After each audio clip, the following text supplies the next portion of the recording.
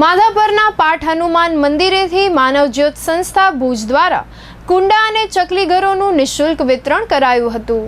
કાર્યક્રમનું અધ્યક્ષસ્થાન Lions club માધાપરના પ્રમુખ અને પાઠ હનુમાન મંદિરના ચેરમેન શ્રી પ્રવીણભાઈ ખોખાણીએ, જ્યારે અતિથિ વિશેષ પર ટ્રસ્ટી શ્રી વીરજીભાઈ પિંડોરિયા, લાલજીભાઈ ગોરસિયા, મોરલીભાઈએ શોભાવ્યું હતું। માનવજ્યોતના શ્રી પ્રબોધ મુનવરે ઉનાળાની કાળઝાળ ગરમીમાં તરસ્યા પક્ષીઓને પીવા પાણી મળી રહે તેમજ ચકલીઓને રહેવા ઘર મળે એવા ઉદ્દેશ્ય સાથે સંસ્થા દ્વારા ચકલી ઘર કુંડાનું ઠેર ઠેર લટકાવાયા છે તેવું જણાવ્યું હતું। શ્રી પૃથ્વીરાજસિંહ જાડેજાએ જીવદયાના આ કાર્યમાં જોડાવા સૌને અપીલ કરી હતી। શ્રી પ્રવીણભાઈ ખોખાણીએ માનવજ્યોતની દરેક પ્રવૃત્તિઓને બિરદાવી હતી।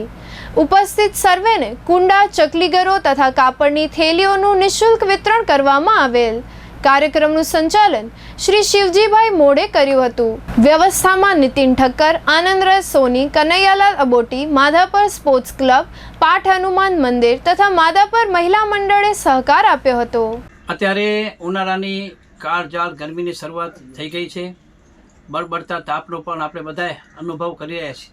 ત્યારે અબોલા જીવો માટે પણ છેલ્લા ઘણા વર્ષોથી માનવજ્યોત સંસ્થા કાર્ય કરી રહી છે। અમારી સંસ્થા દ્વારા માધાપરના પાઠ હનુમાન મધ્યે કુંડા અને ચકલીઘર અને કાપડની થેલીઓનું નિઃશુલ્ક વિતરણ કરવામાં આવેલ। આ પ્રસંગે કાર્યક્રમનું અધ્યક્ષસ્થાન આદરણીય શ્રી પ્રવીણભાઈ ખોખાણીએ, જ્યારે અતિથિ વિશેષ પર વીરજીભાઈ પિંડોરિયા અને લાલજીભાઈ ગોરસિયા યુકે અને મોરલીભાઈએ સંભાળ્યું હતું। આ કાર્યક્રમની અંદર ઉપસ્થિત દરેક ભાઈ બહેનોને માનવજ્યોત સંસ્થા ભુજ દ્વારા કુંડા અને ચકલીઘર અને કાપડની થેલીઓનું નિઃશુલ્ક વિતરણ કરવામાં આવેલ।